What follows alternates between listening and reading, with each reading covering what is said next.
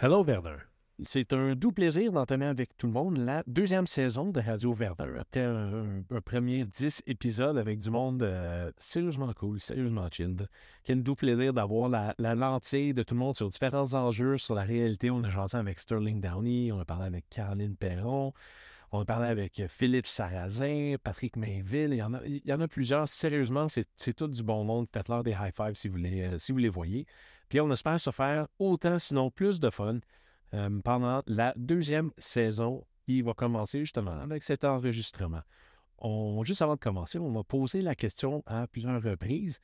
Merci d'ailleurs aux gens qui m'ont juste dit « Hey, j'ai écouté ton podcast » ou « Hey, j'ai écouté ça, t'as-tu entendu ça? » J'ai dit « Ben oui. Hein, c'est moi qui fais. » C'est très cool, sérieusement. Là, c'est vraiment valorisant d'avoir juste un petit thumbs up, un high five aux gens qui s'abonnent ou qui like, peu importe de ce côté-là. Ça fait toujours un petit velours, honnêtement. Là. Fait, à ce niveau-là, on me pose des fois la question où est-ce qu'on peut écouter Radio Verdun si on n'écoute pas des podcasts? D'ailleurs, Allô Mom, voilà la réponse à la question. On devrait avoir d'ici peu en ligne radioverdun.com qui va permettre aux gens de découvrir les épisodes, d'aller chercher des informations qu'on voit sur les épisodes, des sujets discutés, un petit peu plus d'infos des fois sur nos invités et en même temps, accès à chaque épisode directement sur le site et on peut se faire orienter vers nos plateformes préférées. Mais c'est pas ça le plus cool de radioverdun.com, une fois de plus, si tout va bien, c'est qu'on va avoir des produits dérivés des produits de Verdun. On va avoir, pour l'instant, il y en a deux. Hein? Il y a des tasses faites à la main à Montréal, les Hello Verdun, qui sont super cool. Là, c'est des grandes tasses qui tiennent au chaud si jamais tu le remplis de thé ou de café, au froid si tu remplis ça de bière. Et on a aussi des tasses qui, elles, sont faites moins à la main, mais qui sont toutes aussi cool, qui sont aussi sur un point quand même super abordable, c'était ça le but, qui se fait un peu de fun avec les Pantones. Fait allez jeter un petit coup d'œil de ce côté-là. Et puis, à ce que je sache, ça va au lave-vaisselle au moins 30 fois, ces choses-là. Je les teste personnellement depuis 2 semaines parce que ça n'aurait aucune classe de vendre un produit qui déteint au lave-vaisselle. Ceci dit, la deuxième saison commence avec notre invité qui est Robin Simon. Robin est issu du marché Robin, celui qu'on trouve sur la rue Wellington, entre Hixson et Regina. Marché bio, local, équitable, marché fucking sympathique, somme toute. Hein? C'est-à-dire que tu rentres là, c'est juste, il y a une ambiance, il y a un vibe, et puis il y a une qualité de produit, puis une sélection. C'est juste nice. Tu te dis, qu'est-ce que je peux manger pour souper ou qu'est-ce que je pourrais prendre pour rendre des choses excitantes? C'est probablement une excellente piste que de partir là. Kombucha en fût, il y a un petit resto à l'entrée. Puis justement, les gens sont souvent surpris d'apprendre que, hey, il y a vraiment un Robin et c'est pas juste un nom. Effectivement, c'est pas comme Monsieur IGA ou Monsieur Métro ou toutes ces choses-là. Dans ce cas-là, c'est réellement Robin qui est super chill. Avec Robin, on parle des défis de gérer un marché, en particulier un marché bio local, il y a moins d'agents de préservation, il y a moins d'emballage, il y a moins de suremballage. Et ça vient avec son lot de défis en ce qui concerne réellement toute la logistique, le côté affaires. Puis le côté passion, on parle des vins du Québec qui sont vraiment de mieux en mieux. On parle des habitudes de consommation locale. On parle du désert alimentaire dans l'ouest de Verdun. Hello, tout le monde qui est à l'ouest de Woodland. Hein? Puis, on parle aussi des pour et des contre, ou peut-être de l'envers de la piétonisation de la rue Wellington. C'est-à-dire que c'est pas, quand tu n'es pas un restaurant, c'est pas nécessairement toujours simple de gérer ça. Puis, il y en a qui subissent une perte d'affaires, c'est-à-dire que la business a mangé une volée quand la piétonisation arrive. Parce que pour toutes sortes de raisons, puis c'est le fun d'entendre justement la perspective de Robin là-dessus. Fait qu'en soi, on n'attend pas une seconde de plus. Je vous ai déjà piqué 2, 3, 4 petites minutes à l'entrée. Merci de m'écouter. Puis, vous irez sur Radio Verdun pour jeter un coup d'œil pour les épisodes et puis pour les tasses. Puis sinon, on y va avec Robin Simon. Let's go.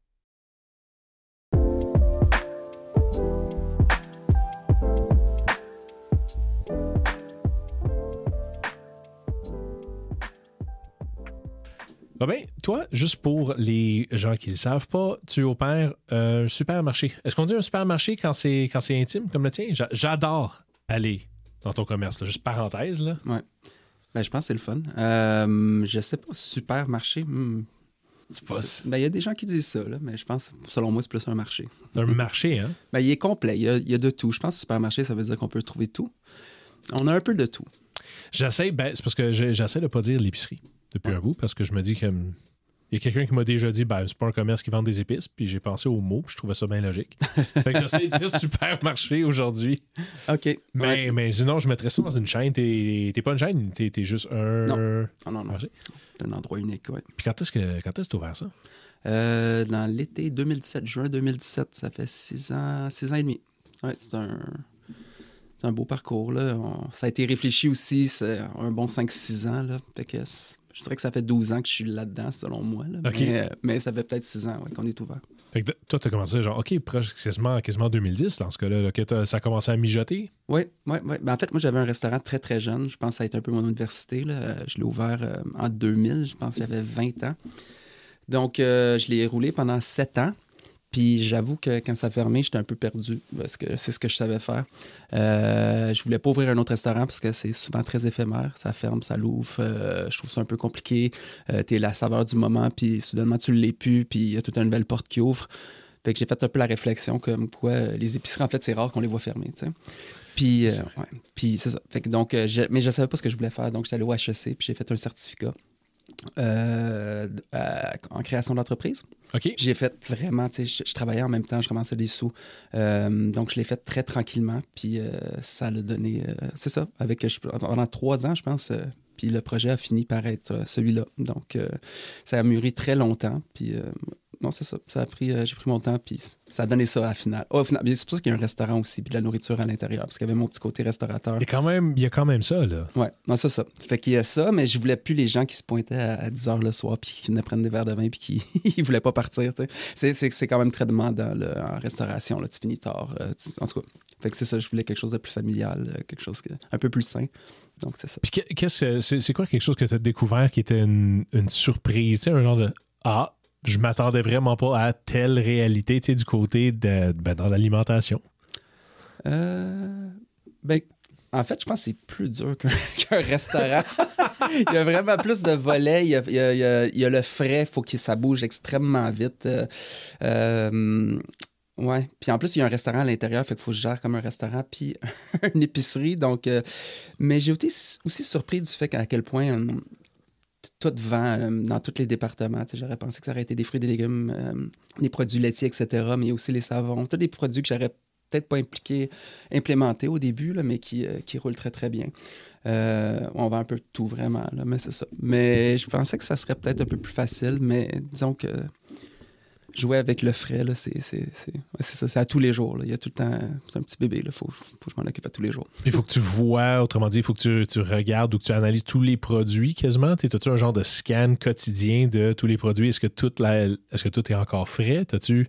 Bien, c'est sûr qu'on a des tournées de date presque tous les 2 jours, là, faites par les employés. Moi, j'ai mes petits secteurs que je surveille, mais oui, c'est ça. Puis tu as des up and down, puis des fois, tu as des semaines qui sont juste moins achalandées. Puis là, la semaine d'avant, elle était plus, donc tu as commandé plus, puis là, c'est une perte. C'est vraiment dur. Nous autres, on essaie justement de créer 0 déchet, mais 0 perte surtout. Là. On donne à des organismes, on congèle tout le pain le soir même s'il n'est pas vendu, puis on le donne. Mais c'est pas évident. Tu essaies de mettre à rabais, on essaie de rien jeter, là, sincèrement, ou de le passer au bistrot. C'était le concept aussi d'avoir un restaurant à l'intérieur. Okay. C'était d'être capable de réduire les pertes. Là. Donc, ça fonctionne bien quand même. Mais quand même, c'est ça. C'est dur à suivre l'achalandage ou X ou combien, tu sais, peut-être qu'il y a juste personne qui va vouloir du saumon cette semaine-là, mais que tu en as commandé, puis que c'est ça. Fait que faut que tu apprends à gérer avec ça. Fait que c'est ça. Ouais. Mais c'est du frais. C'est du frais, donc c'est le côté que je dirais qui est très compliqué, complexe. Là. J'avoue. C'est un peu le produit qui décide, là, autrement dit. C'est comme quand les framboises du Québec sont là, tu sais, sont bonnes là. Ouais. C'est pas 2 semaines de décision avec ça dans le frigidaire, là, en tout cas, mon expérience, là. Puis comment ça marche pour trouver des fournisseurs? Parce que tu as un gros... en tout cas, moi, j'associe beaucoup avec le local, avec le bio ou avec l'agriculture, je vais appeler ça responsable, naturelle, parce que pas juste bio, je ne suis pas juste la certification, mais je veux dire, j'ai pas tort, là, c'est bel et bien un peu dans l'esprit du commerce. Oui, tout à fait. Puis, mais comment se passe trouver des nouveaux fournisseurs?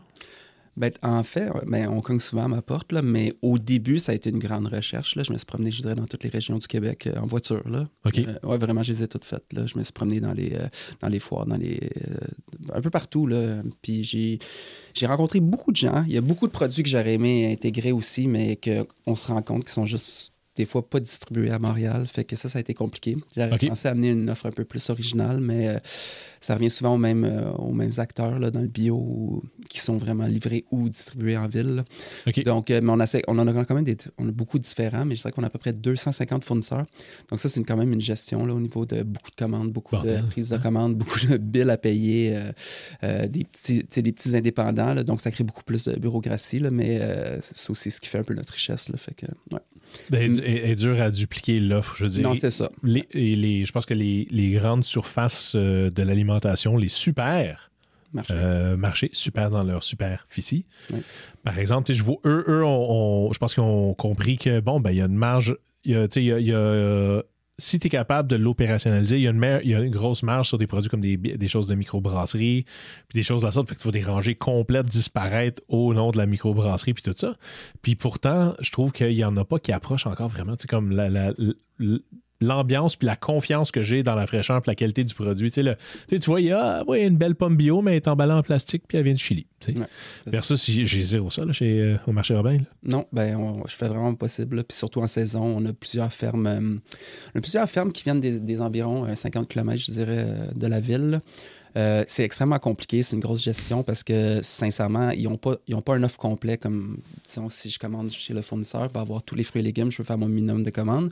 Mais la ferme, elle va me proposer des courgettes puis du kale cette fin de semaine-là. Ouais, là, ce qu'on a, c'est... C'est ça. Fait que là, je peux pas faire un minimum de commandes, je peux pas prendre 10 caisses de kale, puis tu sais, quand je pourrais la faire rentrer à tous les jours, fait que ça prend beaucoup de gestion. Donc, mais j'ai réussi à le faire quand même. L'été, on apporte le plus de fermes possible. On n'a pas eu des beaux étés non plus aussi, là, fait que les fermes ont un peu moins d'un point de vue agriculturel, c'était tough. Là. Ouais, on a vraiment eu beaucoup, beaucoup moins d'offres ou de surabondance. Là. Souvent, ils réussissaient à les vendre à leurs propres clients que se rendent jusqu'à mon épicerie. Là. Donc, mais on fait l'effort. Puis on est là. Ouais. Puis le consommateur, on s'entend, il y a absolument, même si c'est écrit bio, il n'y a absolument rien de naturel sur avoir une tomate fraîche au Québec en février. Tu sais, dans le sens purement nature, là. Ça n'a pas sorti du sol grâce à un sans intervention humaine, par exemple, de ce côté-là. Moi, je l'ai toujours vu de même. Est-ce que les consommateurs, est-ce que ce que je viens de dire est ridicule, mais aussi deux, si ça ne l'est pas, est-ce que les consommateurs on appris à reconnecter un peu avec les cycles plus naturels, en hiver, des choses qui ont poussé plus dans le sol, qui se durent plus longtemps, les oignons, betteraves, navets, choses de la sorte, j'oublie toujours les termes, là, mais où est-ce qu'on est encore très « j'aimerais ça avoir des fraises au mois de mars ». On est encore, je dirais que la masse, là, on est encore là. J'en fais partie aussi, là, je veux dire. C'est des fraises. Là. On a, les gens ont cultivé des besoins en eux-mêmes, puis on est un peu gâtés, en fait, là, fait que c'est l'industrialisation, puis ouais. Écoute, je pense que la pandémie nous a ramené un peu à la réflexion même, là. Okay. On essaie de faire beaucoup plus de choses localement, sur les toits, que ce soit l'UFA, où, tu sais, il y a comme un effort, on agrandit les serres, mais ça va être tellement long. Je sais que le gouvernement, il y a certaines bourses là, pour essayer d'amener cette économie-là ici, mais tu sais, ça fait juste pas de sens, là. Nos légumes, ils traversent la moitié du continent. Là, ils viennent de la Californie ou du Mexique, là, en majorité. Donc, mais pour revenir à ta question, là, je pense qu'il y a un petit effort. Les gens essaient vraiment, là, mais sont habitués à manger des fraises en hiver. Ils veulent leur bleuet, ils veulent leur petit confort. Ils se sont habitués. Il n'y en a plus beaucoup qui congèlent leur navet puis leur... Il y a la joke de millennial qui pense que la viande, ça pousse dans l'épicerie, là, tu sais. Ah, ouais. Puis, mais il y a ça. C'est peut-être aussi juste une question de savoir. Là, avant, on le savait parce que c'est tout ce qu'il y avait, je pense, au marché. Ouais. Puis je pense à mes grands-parents qui étaient très au courant de c'est quoi une bonne fenêtre pour acheter du blé d'Inde ou du maïs, comme on dit aujourd'hui. Et puis... mais je trouve que ça se perd à cause qu'on est dans l'abondance, à cause qu'il y a des choses qu'on voit à l'année. Ouais. Je sais pas, mais tu sais, toi, le sais-tu? T'es-tu, ça pousse au Québec. Qu'est-ce qui pousse au Québec en novembre? Qu'est-ce qui se cultive au Québec en novembre? Ben, autre que les serres, en ce moment, il ne reste plus grand-chose. Il y a peut-être le topinambour qui va sortir au premier gel. Là. Mais à part ça, là, la saison des courges est plutôt terminée. Non, comme je vous dis, il y a les serres, on a les concombres, les tomates, les poivrons qui demeurent, qui poussent ici, là, je trouve. J'essaie vraiment de garder ceux qui viennent du Québec. Mais pour le reste, là, surtout dans l'alimentation bio, là, c'est... 50-50 Mexique, Californie. Là, fait que, ouais, OK, mais c'est intéressant. Mais il y a les patates qui se conservent, les oignons, on continue, l'ail. Il y a plusieurs produits de la sorte là, qu'on va continuer à consommer. Les pommes aussi, qu'on peut garder au noir, jusqu'à à peu près 8 mois. Là, mais, Quand tu veux dire au noir, tu veux dire argent comptant seulement ou tu veux dire... Non. Non. Je sais pas.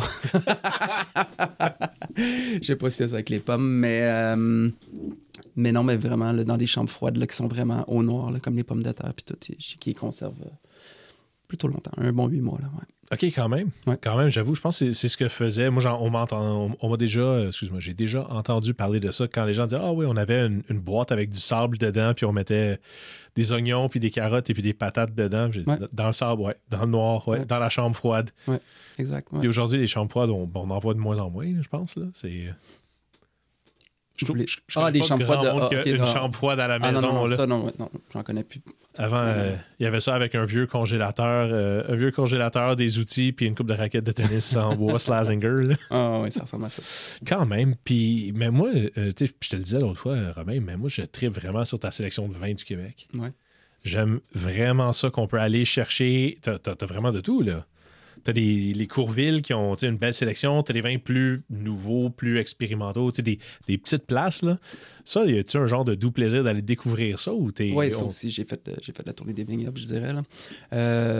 Souvent, c'est des problèmes. Ouais. On essaie d'avoir la plus grande quantité. Ça a roulé vraiment fort durant la pandémie. Là. Mais je pense que c'est plate un peu pour les vignobles parce qu'ils ont une recrudescence en ce moment. Là, ça descend un peu. Là, mais, ouais. Mais ça allait vraiment bien pour eux. Mais ils se sont quand même fait connaître. Mais ils ont eu des années un peu moins. Le raisin, cette année, ils ont eu un peu plus de difficultés. Puis tout. Mais je parle en fait de quantité. Là. Puis, parce qu'en volume, parce que quand une année qui est dure pour les vignerons qui ont les ressources pour l'habilité de le faire, ça a tendance à faire des vins quand même exceptionnel, tu sais. Ouais. L'envers de la médaille, c'est quand c'est une année rough, ça a tendance à concentrer. Là, ouais. Ben moi, j'aime beaucoup les vins québécois, personnellement. Là, puis, ils sont vraiment bons. T'as-tu un coup de cœur récent? Là? Tu sais, que tu te dis, oh, celui-là, tu sais qu'il y a une caisse qui s'est jamais rendue au magasin, par exemple? Là? Ben, je sais que le Grand Saint-Charles on vient juste d'avoir les 2022, la cuvée 2022. OK. Moi, j'aime bien leur vin, leur macération. Donc, ils ont un Vidal macéré. Là. Le Grand Saint-Charles. Oui, le Grand Saint-Charles. Ça, je me souviens pas. Il est juste de rentrer en tablette. Mais ils ont un bon vin. C'est un Vidal macéré. Là, donc, ça donne presque du orange. Là, puis, j'aime beaucoup. Ah ouais, hein? Non, ça, j'aime bien. C'est drôle, je parlais avec un moment donné, il y avait une cliente qui était là qui cherchait. Puis, j'ai dit, assez, lui, juste pour le fun, je pense que j'avais recommandé justement le XP ou une chose comme ça. Puis, il était comme, oui, un rouge du Québec, hein? Ouais. Et je trippe à voir les gens parce qu'elle l'a essayé et est partie avec. Ouais. Ça, je trouve ça cool parce qu'avant, les gens se disaient, voyons, t'as un vin du Québec rouge. Puis je trouve que la fierté est revenue, tu sais, puis c'est peut-être en même temps que ce que toi, tu voyais comme opportunité de faire un marché local. Là. Ouais. Ben, moi, je trouve que les vins se sont beaucoup, beaucoup améliorés là, dans les dernières années. Vraiment. Donc, vraiment, là, ça a été exponentiel, mais surtout au niveau des rouges, parce que les blancs, je trouve qu'on est déjà là. Sincèrement, on n'a aucune honte à avoir. Je trouve que des Chardonnays, des Vidal, je trouve qu'ils sont aussi bons que des vins de la Californie, ça, pour moi. Il y a une belle maturité, c'est un vin honnête aussi. Ouais. J'irai pas dans le coudon en France ou en Italie, mais dans le Nouveau Monde, moi, au niveau des vins blancs, je trouve qu'on est rendu là. C'est parfois payé un petit peu plus cher, par contre, là, mais c'est local au moins. Ouais, ben ça, puis c'est pas subventionné, là, en tout respect. Là, c'est comme le lait au Québec, qui est subventionné par le consommateur versus les produits laitiers. Je sais que c'est un gros chose compliquée, là, les subventions laitières. Mais en France, comment ça que le tel vin, ou un camembert plutôt, excuse-moi, coûte coûte une fraction de telle affaire? Ben, c'est parce qu'en France, il est subventionné par le gouvernement. C'est juste l'argent est placé ailleurs. Là, Ce qui fait qu'il est dur à nos fromages québécois de se démarquer à cause de leur prix. Ouais, c'est triste, là, mais c'est une des raisons pourquoi on reçoit beaucoup de fromages de la France, parce qu'ils sont moins chers. Oui, puis c'est ça. Moi, c'est ce que j'essaie. Si on n'a pas à avoir honte de nos fromages. Ils sont excellents. Ils sont incroyables. Excellents. Là. Ouais. Même ceux qui sont plus grandes productions, comme Fritz Kaiser, là, le douanier. Là. Non, les fromages, là, selon moi, là, en tout cas, moi, je trouve que là, c'est encore plus équivalent là, avec la France là, que le vin, je trouve. Là. C'est le vin, on n'est pas rendu à faire des... Ça, j'avoue. Mais de toute façon, vin et fromage, vin blanc, c'est meilleur souvent avec des fromages. Ouais. Mon opinion, là. Mais pour clore ça, je trouvais que les rouges, on avait quand même un peu de retard. On en a encore, mais ça s'en vient. Fait que je trouve ça intéressant. Ouais. Puis là, t'habites-tu dans Verdun ou genre t'habites à Varennes puis t'as juste ouvert un commerce à Verdun? Là? J'ai déménagé à Verdun pour avoir pied à terre, littéralement 50 pieds du commerce. Là, donc, OK. Ouais. J'habite peut-être un peu trop proche. OK, genre, c'est ça, j'allais dire, tu peux comme crier au commerce du balcon, là, comme dans le vieux temps de Verdun. Là, tu sais que ça... Mais quand ils ont des problèmes, j'arrive plus vite que la police, disons. Ouais. Ben, c'est parfait, ça, c'est toi le premier répondant. C'est ça. Là. Ouais. Et voilà. Bye! Ouais, exactement. Ouais. C'est parfait. Ça, dans le fond, il pourrait se mettre un bas de signal vers ta fenêtre. Ouais. Quasiment? Ouais.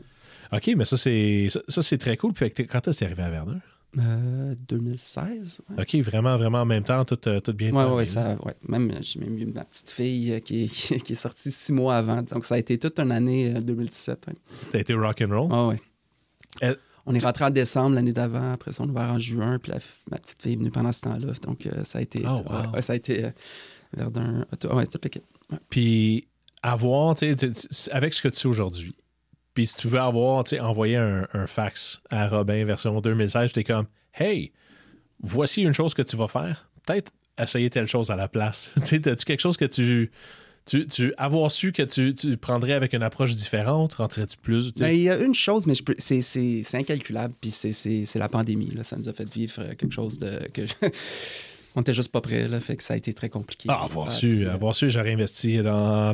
Mais ça a été incroyable, mais ça a été trop fort, puis après ça a été un retour à la normale, fait que c'était comme ingérable, parce que c'était des up and down, on ferme, on ouvre, les restaurants ferment.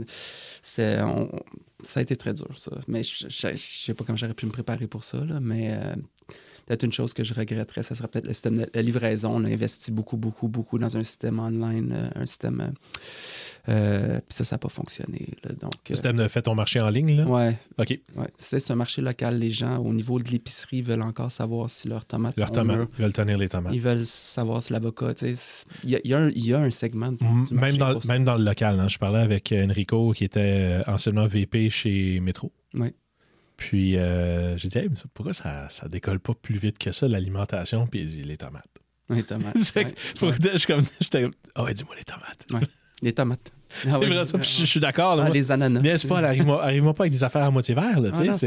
Passe-moi pas tes vieilles retailles. Là, mais en même temps, je pense qu'on a été corrompu par des expériences comme Renault Dépôt. Tu commandes des 2x4, là, ils vont t'envoyer des palettes de hockey. Là, fait que je pense qu'on est fragile, puis que les gens ne semblent pas réaliser que comment ça, il faut que je paye pour la livraison. Ouais. Alors que c'est comme, écoute, il y a quelqu'un qui reçoit ta commande, qui l'analyse, qui se promène, qui va tout ramasser les affaires, qui va ramasser, je le présume, avec grand soin, les tomates, faire des substitutions s'il y a lieu, mettre ça dans un panier, s'assurer de la qualité, mettre ça dans une boîte, l'emmener à ta porte. Et puis après ça, les gens sont comme, comment ça, il faut que je paye pour ça? Wow! C'est beaucoup de logistique. C'est ça, à dire, c'est 1 heure c'est 1 heure et un déplacement dans ta vie que tu as de moins, là. Oui, tout à fait. C'est fou. Puis toi, comment je pourrais dire? Toi, une chose qu'on jasait à un moment donné, c'est, je t'avais demandé qu'est-ce que tu pensais, toi, de la piétonisation. Pas qu'est-ce que tu pensais, mais comment ça affectait ton commerce. La piétonisation, puis je me disais, ça serait intéressant d'en parler parce que c'est un sujet que les gens aiment beaucoup, là, on s'entend. Là, c'est la rue Wellington, le local, l'expérience d'été. Puis là, ça vient de refermer récemment. Quand la rue redevient plein usage pour tous les utilisateurs, y compris les voitures, là, quand on ferme la rue piétonne. Oui. Toi, est-ce que ton commerce va mieux, va moins bien, va pareil? À la réouverture, on ne voit pas instantanément de changement dû au fait que c'est des habitudes que les gens ont perdues puis que c'est pas instantané. C'est pas on rouvre les valves. Là. Okay. En fait, nous autres, c'est plus à la fermeture qu'on perd un gros pourcentage, je dirais 15-20% de notre clientèle qui venait d'ailleurs. Des gens qui venaient en voiture, des gens qui... OK, à la fermeture, quand elle devient piétonne, quand elle devient piétonne, t'as un drop. Un gros drop. Là. Genre instantané. Jour okay. D'une semaine à l'autre, là, c'est... le jour et la nuit. Là. Okay, ça ne revient pas durant tout l'été. Malheureusement, c'est des gens qui prennent des habitudes d'aller ailleurs en voiture. Surtout, puis aussi, on est très... disons, s'il pleut, là, les gens se rendent tout simplement pas. T'sais. Les voisins vont venir, mais il n'y a pas moyen. On parle même de cette clientèle-là. On est un petit peu à la merci de la température, je trouve, un peu. De jour, il fait très, très chaud aussi. Les gens ont moins... aussitôt qu'à 17h, aussitôt que le soleil se couche, là, ça devient... C'est super le fun. Là. Moi, j'adore ça. Personnellement, j'habite sur la rue, comme je te dis. J'aime ça. Mes enfants, on sort dehors, j'ouvre la porte, j'ai pas peur ici. J'adore ça, tu sais. C'est plate parce que je dois composer avec les deux réalités. En tant que citoyen, j'aime vraiment ça. Là. Mais je trouve que de jour, des fois, soit le soleil tape, puis c'est du béton, c'est chaud. Là. Puis s'il pleut, ben... En tout cas, fait que ça nous coupe un peu. C'est comme un centre d'achat qui est ouvert selon la météo, tu sais. Ah, OK, ouais, j'avoue. Puis comme... déjà que tu es amputé de la clientèle qui, elle, ne viendrait qu'en voiture. Oui. Ça change beaucoup. On a un peu plus de walk-in, mais ils vont acheter beaucoup, beaucoup moins. Puis ce que je trouve plate, c'est qu'on perd vraiment la clientèle qui est en périphérie, qui venait... tu sais, pour aller au restaurant là, une fois par mois, là, ça ne te dérangera pas de te trouver un stationnement. Là. Tu vas y aller, puis ça va être ton activité la soirée. Tu n'as pas de presse, tu prends ton temps, tu te trouves ton stationnement et tu y vas. Ouais. Pour faire tes achats à tous les jours, ça peut être un frein pour plusieurs personnes. Ouais. Donc, c'est plusieurs choses qui n'ont pas été réfléchies. Que moi, j'aborde, que j'adore. Tu sais, la ville verte, j'y crois, puis on s'en va vers là, puis on n'a pas vraiment le choix. Mais il y a des choses qui n'ont pas été réfléchies, tu sais. Puis je trouve qu'on se retrouve avec beaucoup trop de restaurants aussi aujourd'hui. On a quand même pas mal de restaurants. Il y en a trop. Ils vont se manger la laine sur le dos. Il n'y a pas une autre épicerie. Tu sais, je veux dire, fait que si on voulait transformer ça dans la prochaine rue du Lutte, il aurait peut-être fallu y penser aussi. T'sais. Là, les restaurants, ils ouvrent. On ne peut pas leur enlever maintenant. Il y en a bien trop. Ouais. Fait que ça serait encore plus injuste que pour moi. Moi, je trouve ça dur. Je ne vois pas exactement la solution. Mais maintenant qu'il y a 100 restaurants qui ont ouvert sur la rue, on ne peut pas leur enlever. On s'entend que si on veut de la pizza puis du café, des bons cafés et des bonnes pizzas, là. Ouais. C'est juste que, disons qu'on en veut, tu peux avoir une pizzeria puis un coffee shop entre chez vous et ta pizza puis ton coffee shop préféré. Oh, oui. C'est comme les dépanneurs un peu. Là. Ouais. Je ris toujours avec eux. Comme, il y a un dépanneur, ouais, si t'aimes pas lui, il y en a littéralement à l'autre côté de la rue. Oui, non. Là, je pense qu'il y a plusieurs places de ramen puis de soupe. Il y en a 3-4 aussi qui ouvrent. Je trouve qu'il y en a, à un moment donné, c'est qu'on n'a pas le bassin non plus pour remplir ces restaurants-là, donc ils doivent venir d'ailleurs. Donc, il y a le canal puis le fleuve d'un bar aussi, donc... Ouais, yes. C'est pas, en tout cas, c'est pas comme sur la rue Mont-Royal où il y a un quartier adjacent partout, là, où il y a des centaines de mille de personnes qui peuvent venir de partout à pied. Là. Ouais. Il y a quand même un canal puis un fleuve. Oui, puis je compare aussi avec Rosemont, que je trouve je dis souvent qu'il est notre arrondissement sœur de ce côté-là. Ma blonde est à Rosemont, puis on est proche de la rue Masson, qui est très similaire à la rue Wellington. Mm-hmm. Dans le vibe, dans le fait qu'il y a un bossa au coin de la rue. Fait que ça, il y a vraiment une belle chimie à la bêtise à Rosemont. C'est un bon vibe, c'est quelque chose qui est très... le vibe de la communauté est très similaire dans le plus beau des sens. Ouais. Mais effectivement, il y a... tu le vois, là, je pense qu'il y a comme un rayon autour, puis il y a... trop loin pour se rendre, c'est plus très loin, là. Ouais. C'est la même chose avec le stationnement. Dans le temps que j'étais sur le CA de la promenade de Wellington, on voyait dans les sondages, il n'y a pas de stationnement. Puis on voyait le data sur les stationnements disponibles, la consommation des espaces. On se dit comme, OK. Ben, il y a clairement un gap de perception entre il y a ou il n'y a pas de stationnement et il y a effectivement des places de disponibles comme ça. Puis c'est pas long, là. Ouais. Je pense que c'était quelque chose... C'était moins de 40 mètres. Ouais. Genre, à moins de 40... non, c'est pas... C'était-tu 40 mètres? À 400 mètres, les gens considèrent qu'il n'y a absolument aucun stationnement sur toute la rue puis ils abandonnent leurs achats. C'était quelque chose comme ça, là. Ouais. C'était pas 400 mètres. 400, c'est long, là. C'est club, mais 400... Ça, on l'avait vu, ça datait de... Mètres, je me souviens pas des chiffres précis parce qu'on l'avait vu, je pense, en 2016. Ouais. C'est juste, j'en revenais pas de chiffres. Non, je pense que c'était 150 mètres. Ouais. 140 mètres, sens, les gens étaient comme... non, il n'y a aucune place sur toute la rue. Ever, je m'en vais et j'abandonne mon plan de... Wow. On est comme, quand même, là, c'est pas long, 140 mètres. C'est ça. Mais c'est un segment de la clientèle aussi. Il faut le comprendre, il faut le changer. Il y a plus de gens qui viennent en vélo l'été, il y a plus de gens qui viennent à pied, des gens qui trouvent d'autres moyens. Mais il y en a aussi, je trouve ça plate pour... En tout cas, dans mon cas, le bassin qui mène vraiment des quartiers avoisinants. Mais c'est ça. Ouais, j'avoue, c'est pas simple. Puis de ce côté-là, on a-tu une solution? Pas vraiment, je sais pas. Ils réfléchissent beaucoup. Je sais que le pacte qu'on a signé, c'était pour 4 ans. Donc, ça va devoir être voté parce que je pense que l'année prochaine, c'est la dernière été. Ouais. Ouais, parce que pour le mobilier de la ville, il y avait quand même un certain investissement au niveau de la ville. Oui, c'est pas gratuit. Là. Non, c'est pas simple de faire ça. Là. Les gens un gros investissement de la ville, fort, puis la ville acceptait seulement les quartiers qui ont accepté de le faire pour 4 ans. OK. Donc là, c'est ça, il nous reste une été. Mais comme je dis, je vois pas comment réverser la chose ou trouver une solution. Ça serait plutôt compliqué parce que les pauvres restaurants, c'est ça, tout battu. Ils voulaient tout ouvrir sur une artère piétonnisée. Puis ils ont raison, ça l'aide. C'est sûr qu'il y a un bon volume de gens qui se promènent le soir puis qui décident de juste rentrer ou prendre un verre. Là. Donc... ouais. J'avoue, j'ai pas de piste. Je suis un gars de solution, j'ai pas de... Non, ils ont plusieurs... de l'ouvrir le jour, de faire une voie des 2 bords. Ils ont plusieurs petites solutions, mais ils ont toutes leur logistique puis leurs défis. Tout des hauts puis des bas, puis un cadre réglementaire assez, je pense, assez établi puis rigide aussi sur qu'est-ce qui est la sécurité publique. Exactement. C'est encore pas parfait, puis c'est encore très nouveau aussi. Fait qu'on va voir. Moi, je trouve que les vélos vont très vite aussi, mais c'est un autre débat, là, mais je trouve que je sais pas comment le contrôler, mais je trouve que souvent que les vélos, ils vont très, très vite. T'sais. J'ai pas de problème avec les vélos sur la rue piétonne, mais quand tu te fais dépasser, puis tu sens un coup de vent, puis que c'est ton enfant, puis tu te retournes, puis il y a quelqu'un qui vient de passer à 20-25 km/h en vélo, je trouve ça... Ouais, moi, ça m'arrive d'être vite, mais quand je suis vite, c'est parce qu'il y a personne autour en vélo. Je suis pas en Bixi électrique en train de lire mes textos, là.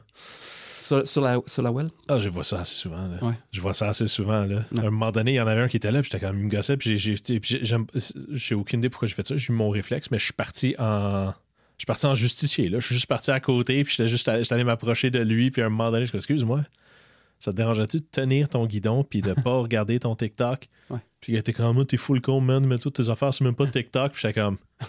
T'as pas compris l'affaire. Comme, tu sais, j'ai juste regardé, j'ai rien que j'ai envie de dire pour suite à ça, là, tu sais. Ouais. Voyons donc. Il me semble, chacun sa vision du monde. Moi, je suis dans l'autre côté de Verdun. On appelle ça le centre-ville, qui est à l'extrême sud-est total, que je trouve toujours un peu intéressant. Moi, je suis dans l'autre côté, on est dans un désert alimentaire. Ouais. Nous autres, on s'entend, nos dépanneurs ont une sélection d'aliments qui ont de l'allure parce qu'il n'y a pas d'offre de ce côté-là. On ouvre-tu ça ne tente pas d'ouvrir un deuxième, genre marché Robin, dans le coin, moi? Mais je me suis le fait demander souvent, en fait. Puis il y a plusieurs... Mais la SDC aussi qui essayait d'implanter le genre de concept. Je sais qu'il y a le dépanneur ici qui allait fermer, ou c'était un genre de couche-tard. Il voulait que je reprenne le bail, mais c'était pas... En tout cas... Mais je sais que même au niveau de la ville, là, ils m'ont demandé souvent là, s'il y avait moyen, à cause du problème de désert alimentaire, d'ouvrir une... Mais j'ai jamais vu d'adresse qui pourrait supporter le projet. Là, mais, ouais, puis c'est le trafic aussi. Le problème, c'est que tu as comme l'hôpital Douglas, je pense, qui coupe beaucoup. Fait que tout le monde qui est de l'autre côté, ils disent « Ah, j'habite à Verdun, mais... » Ça prendrait peut-être un autre offre. Tout leur magasinage, je pense, se passe à la salle. Là, s'il fallait que je devine. Là. Ouais. Mais les gens qui veulent du bio, ils viennent chez moi. D'ici, comme toi. Ça, puis toi, dans le fond, tu splitterais peut-être juste ton chiffre d'affaires. Je sais pas, mais si jamais ça donne, puis t'es comme si je chercherais un partner pour ça, là, moi, je serais... Ah ouais? Ben, pas contre, why not? Sinon, on va au IGA, on va à la salle. J'aime bien notre IGA de Jonathan Champagne, c'est bien cool, mais c'est pas la même offre. Là, non. Fait que, à voir de ce côté-là. Fait que toi, Robin, qui habite depuis 2016 à Verdun, comme ça, j'aime toujours poser des questions au monde. C'est quoi la dernière fois que tu as dépensé localement 100$? Puis que tu t'es dit, my God, j'adore aller à cette place-là, puis quel doux plaisir quelle belle expérience, là. Fait que ta plus récente, super nice expérience, ton 100$ que tu as dépensé, que tu es comme, man, je suis tellement plus content d'avoir mon expérience que mon 100$. Là. Mais est-ce que ça inclut les restaurants? À Verdun, peu importe. OK. Peu importe, ça peut être ça, un club de tennis, ça peut être n'importe quoi, ça peut être au Bingo-Drome. Non, on n'a plus de Bingo-Drome. Mais je regarde ton affiche, là, puis ça dit Verdun Beach. Ouais. Ben, c'est mon ami qui a ouvert le Verdun Beach, qui m'a demandé d'aider à trouver un commerce sur la rue. Donc, c'est sûr que quand je vais là, ça me rend... J'adore les vins nature. Donc, le Verdun Beach, c'est chez Charles, ça? Oui, c'est Charles, exactement. Ouais. Très cool. Ben, dans ce cas-là, tu vas peut-être aimer mon autre affiche qui est là. Ben oui. Qui a été faite par Caroline. Son nom de famille mérite mieux que la prononciation que je peux la faire. Ouais. Mais ouais, non, elle a fait un... Super beau, ça. Ah, j'ai trippé, je l'ai vu, je suis comme, mon Dieu, c'est donc bien beau. Ouais. Instantanément, je l'ai acheté. Là, moi, j'aime tout ce qui ressort, qui Wow. qui nous fait Verdun. Fait que je la trouve écœurante, celle-là. Là. Ouais, vraiment très jeune. Ah, j'adore. J'aime tellement le Verdun Beach. Là. Ouais, donc ça, là, ça me dérange pas de dépenser 100$. Là.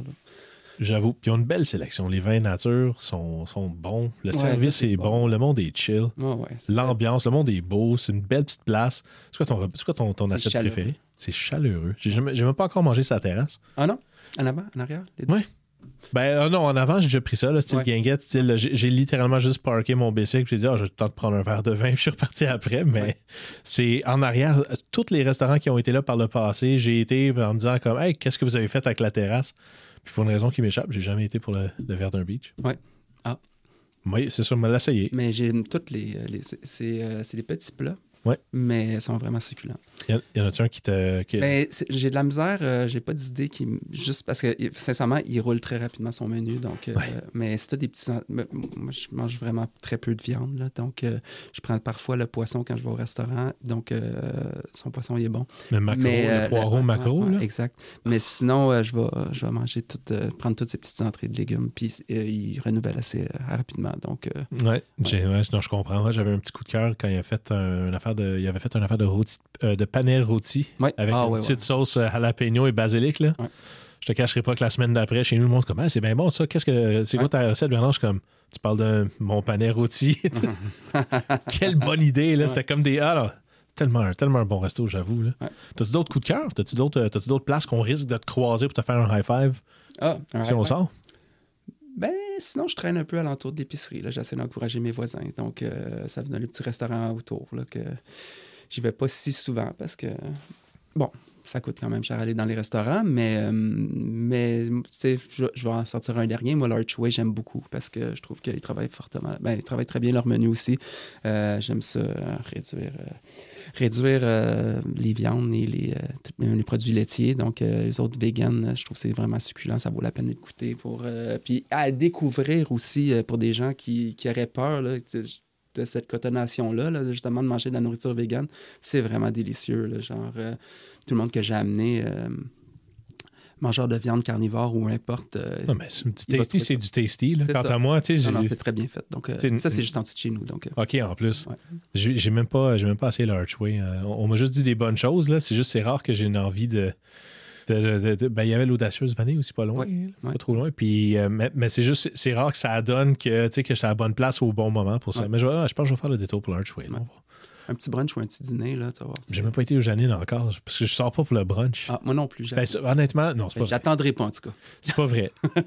Je fais pas la file. C'est ça. Je fais pas de line-up. Moi, je suis comme, hey, je suis content que ça roule bien votre affaire. Oh, y vas-tu? Il n'y a aucune chance. Il n'y a aucune chance que j'attende. Il n'y a aucune chance. Puis il n'y a pas de doorman à qui je peux passer un vin pour rentrer qui était. Ouais. Je le ferais, là. Les Scondite, aussi, qui est littéralement en dessous de chez nous, font un brunch mexicain. OK. Puis il n'y a personne. Ben ouais. C'est bon? Donc, oui, c'est juste... faut le filer parce que c'est quand même très épicé. Là. Puis on s'entend qu'il n'y a rien de conventionnel. Il n'y a pas d'œuf puis il n'y a pas de bacon. Mais moi, j'ai adoré ça, mollet, toutes les affaires. C'est très, très... Ouais, c'est bien fait. Ça doit être intéressant. Mais c'est dur parce qu'il y a tellement une offre vaste que, tu sais, je me souviens dans le temps de « Hey, as-tu essayé le nouveau resto? » Ça fait pas si longtemps que ça. Tu as essayé « Hey, le nouveau resto, il y a un tel affaire où on va voir tel resto ou le Blackstrap s'en vient. » Que c'est ça. Mais... Là, j'ai de la difficulté. On me dirait qu'il y a une place telle place a fermé, par exemple. Je suis même pas au courant qu'il était là. Tu sais. Ouais. Il y en a encore 3-4 qui vont ouvrir là, cet hiver. Là. Vous le voyez pas venir, mais moi, quand même. Ouais. Non, il y en a une couple qui vont ouvrir encore. Là. Fait que je sais pas, à un moment donné... Tu sais, quand Sophie Bergeron du Rita et du feu... Merde, c'était quoi? Le Wellington, non?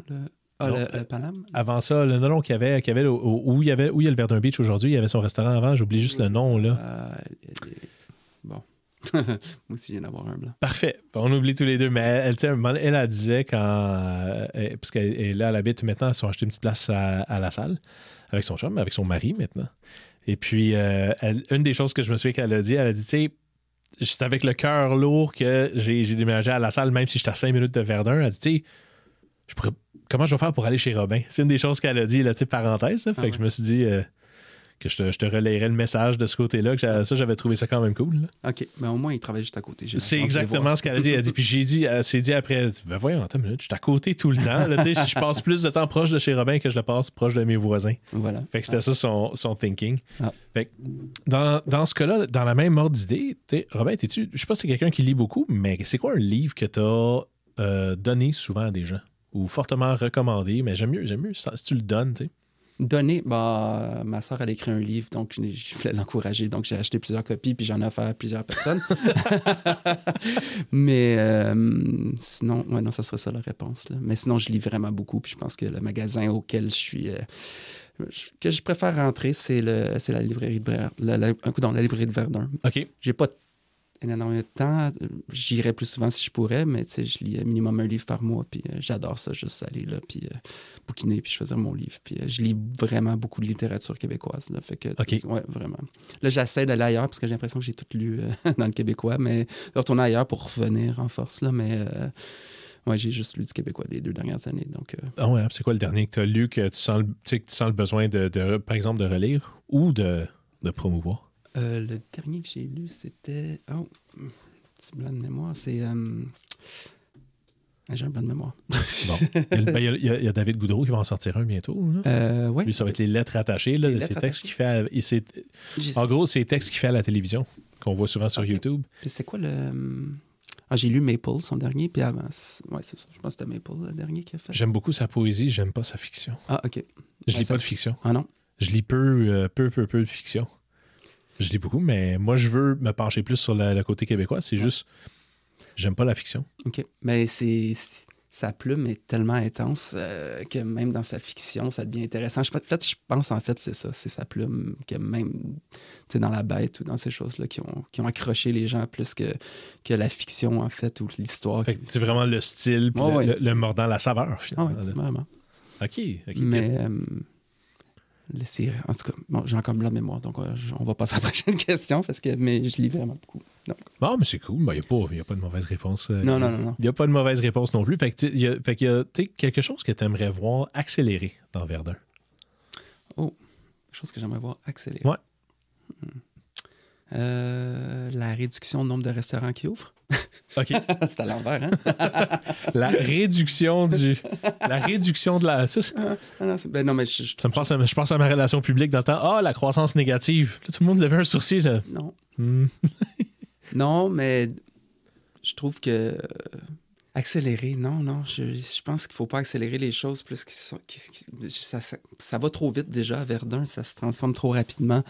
La seule réponse que je pourrais donner, c'est peut-être des arbres. Accélérer le verdissement? Le verdissement, oui. Ah oui, hein? Des arbres, c'est ce qui fait un quartier. Mais il y en a. Il y a des quartiers, mais il y en a moins. Je sais qu'ils en plantent beaucoup plus. C'est dans leur plan. Ils le font. Mais on pourrait l'accélérer. Ben, j'avoue comme ça. Fait que là, on est rendu là. Ouais. Fait moi, je continuerai pendant une demi-heure, mais rendu là, ça va prendre du vin. On wrap. On wrap ça. Merci, Robin, d'être patient. On se revoit bientôt au marché. Au marché, effectivement. Merci à toi.